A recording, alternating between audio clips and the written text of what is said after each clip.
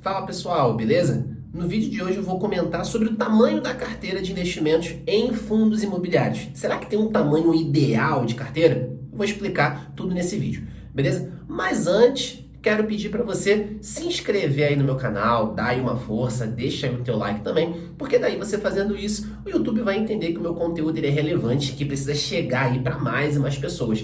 E se você também não quiser perder nada das novidades que eu lançar aqui, clica aí no sininho, ativa as notificações, porque daí toda vez que eu lançar um conteúdo novo, o YouTube vai te avisar onde quer que você esteja. Beleza? Se inscreveu, deixou o like, clicou aí no sininho, então vamos lá. Qual deve ser o tamanho da sua carteira de fundos imobiliários?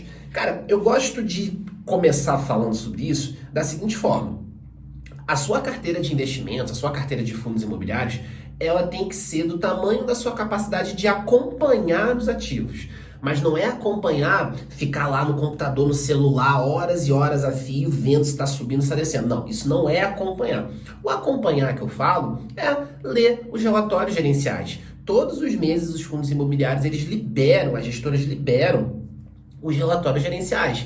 E nesses documentos a gente tem ali um pouquinho da história do fundo, a gente tem resultados passados, a gente tem aí comentários sobre o cenário macro, sobre o fundo, né, o que aconteceu no mês anterior. Então ali a gente consegue acompanhar como estão os fundamentos do fundo. Então não é acompanhar cotação, é acompanhar fundamento. Então a tua carteira de fundos imobiliários ela tem que ser do tamanho da sua capacidade de acompanhar.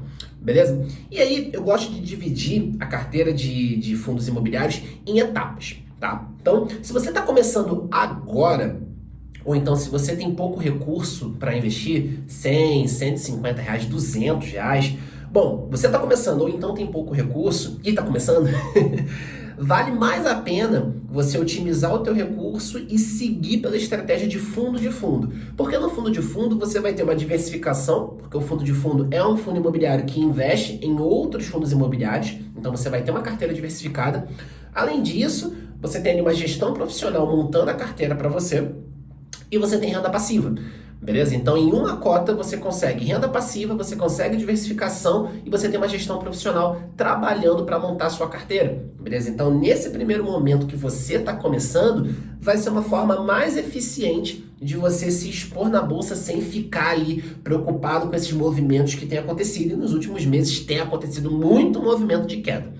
Tá? Então, se você está começando agora, faz mais sentido ter esse posicionamento em fundo de fundo. E aí, à medida que você vai ganhando experiência, à medida que você vai entendendo como o mercado funciona, você pode começar a subir o nível da tua carteira. E aí você pode pegar um fundo de cada segmento. Um fundo de shopping, um de galpão, um de varejo, um de laje, pode pensar em um fundo de papel, né, que já é um segmento já mais arriscado. Se você for uma pessoa de perfil mais conservador, pega ali um fundo high grade, um middle risk ali sem muito estresse. Se você já for uma pessoa mais arrojada, pode pensar ali no middle risk ou então um fundo high yield, beleza? Mas você vai pegando um de cada. Anderson, cara, eu tenho entendimento do que eu estou fazendo, conheço os riscos, eu tenho capacidade de acompanhar mais fundos. Beleza, pega 2, 3 de cada segmento.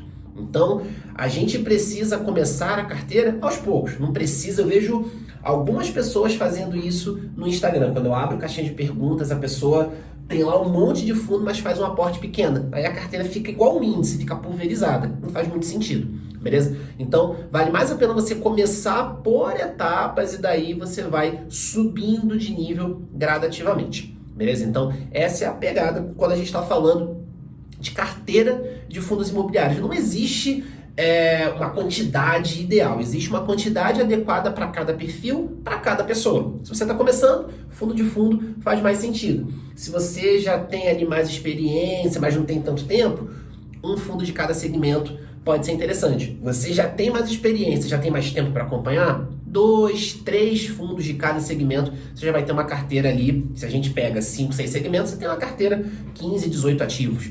Né? Se você pegar 3 de cada, se você for pegar 2, você vai ter de 10 a 12. Então, uma diversificação bem interessante, tá? Mas a diversificação, ela tem que ser, a carteira ela tem que ser de acordo com a sua capacidade de acompanhar o mercado. tá? Então, cada pessoa vai ter uma capacidade e a gente tem que respeitar isso na hora de montar a carteira. Beleza? Bom, é isso. Espero que tenha ficado claro, espero que você tenha gostado aqui do conteúdo, tá? Na descrição aqui do vídeo eu tô deixando 2 links. Um deles é o formulário de aplicação para a minha mentoria individual. Então, se você deseja ter aí um acompanhamento de um profissional da sua carteira de investimentos, é só clicar aí, você vai preencher o formulário, eu vou avaliar se você tem um perfil da mentoria, daí a gente conversa e avança. E vou deixar um outro link, que é a assinatura do Método FQ, tá? É uma planilha onde você vai ter 12 meses de acesso aos fundos imobiliários de maior qualidade, de acordo com o meu critério, com os meus critérios de seleção, beleza? Então, tô deixando aqui na descrição do episódio também, beleza? Então, é isso. Nos vemos no próximo vídeo. Espero que tenha ficado tudo claro. Forte abraço.